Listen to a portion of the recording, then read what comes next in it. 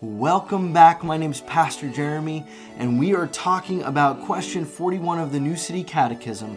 What is the Lord's Prayer?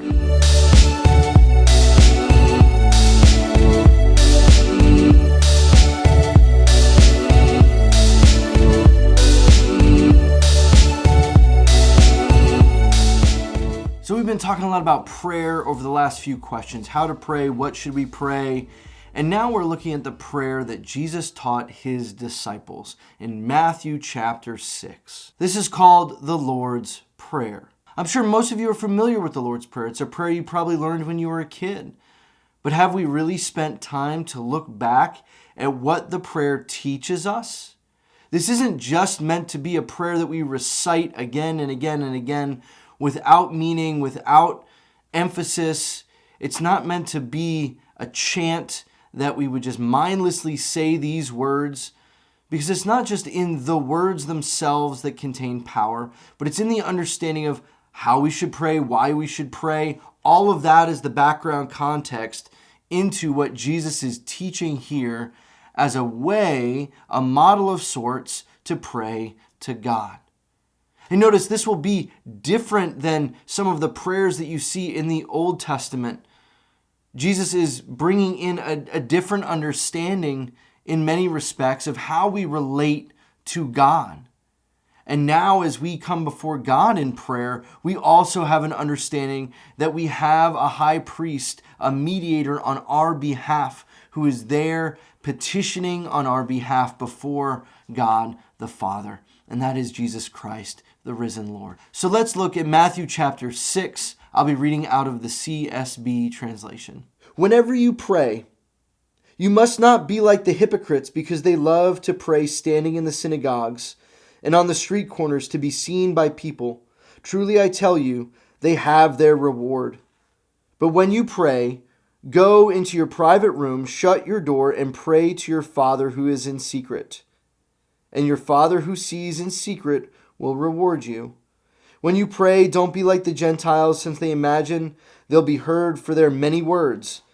Don't be like them, because your Father knows the things you need before you ask Him. Therefore, you should pray like this: Our Father in heaven, your name be honored as holy. Your kingdom come, your will be done, on earth as it is in heaven.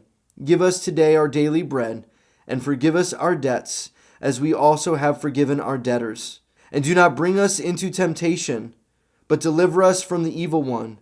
So here Jesus gives us a model prayer of how we should relate to God in prayer. If you're wondering about how to look at this more, you can look back at our previous questions in the New City Catechism, which outline a little bit deeper the reasons why we pray and how we should pray. And now we get to the Lord's Prayer. And I want to propose that there's three things that are happening here in the Lord's Prayer that really should be a part of what we pray when we come before God. We see it here in the beginning verses.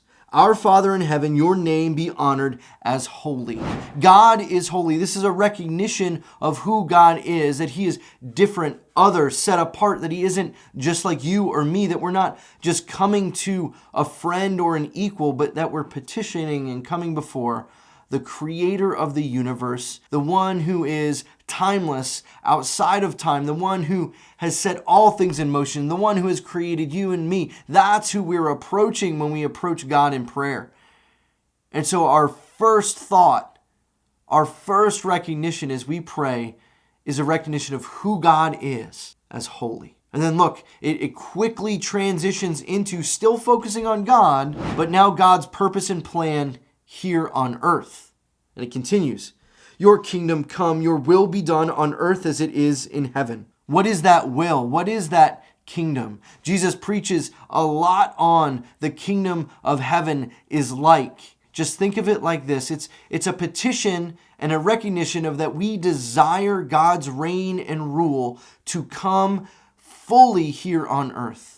This is a prayer for the return of Christ. This is a prayer that God would make all things that are broken restored again. But it's also a recognition that this is the plan of God, and that whatever we may ask in His name falls under the umbrella of this plan. And if we bring any petition before God, any of our needs before God, we must first realize that the primary plan of God is that his kingdom would come, his will would be done on earth as it is in heaven. That is what Jesus is teaching us so that we would remember God's plan and purpose. Because it's very easy to just want to bring forward in prayer our plan and our purposes and our desires without any recognition of who God is and what his plan is. And now we come to the last section of the Lord's Prayer that bring forward our needs. But this isn't just a laundry list of the things we want. Listen to the needs that Jesus brings forward. Give us today our daily bread, our basic foundational need. God, that we can't exist or live without you. This is a confessional statement to say that God, without you providing for me, I am gone. I am nothing. I am waste. I return to the dust. So this is a prayer first recognizing the primary need we have is for God above any other health concern or money concern or job concern. All of that falls behind our need for God. And then look what the next need is. And forgive us of our debts as we have also forgiven our debtors. Now there's a clause here that our action is a part of it, but look at the first part. Forgive us our debts. Forgive us our transgressions. Forgive us our sin. You see the need? The need is for us to be forgiven. That we are not in the right, that we're approaching a holy God. We're approaching him recognizing his plan. We're approaching him recognizing we can't do anything apart from him. And then our first real need past that, forgive us. See, we haven't even gotten to desires, concerns. We're still in the land of the universal needs we all have. Need for God, need for forgiveness. And this forgiveness, Jesus is even saying, forgive me as I go forgive others. This is reminiscent of the parable of the unforgiving servant, the one who's forgiven a great debt and then is not willing to forgive the small debt that exists. Here we're even praying, and Jesus is telling us to pray that God forgive us and forgive us in the same manner as we forgive others. How often do we forgive others? How often do we hold grudges? How often do we ignore this call? We forget how much we've been forgiven, and so we have a hard time forgiving others. We have a need to be forgiven, and we have a need to go forgive. And then we come here to the last section here in Matthew chapter 6. And it says this, and do not bring us into temptation, but deliver us from the evil one. The need and aid of God to resist the temptations that come. Why? So that we can do the will of God. So that we can fall under his purpose and plan. So that we can go and forgive others. So that we can usher in his reign and rule and be a part of what he's doing here on earth. You see how it all falls under that plan and purpose.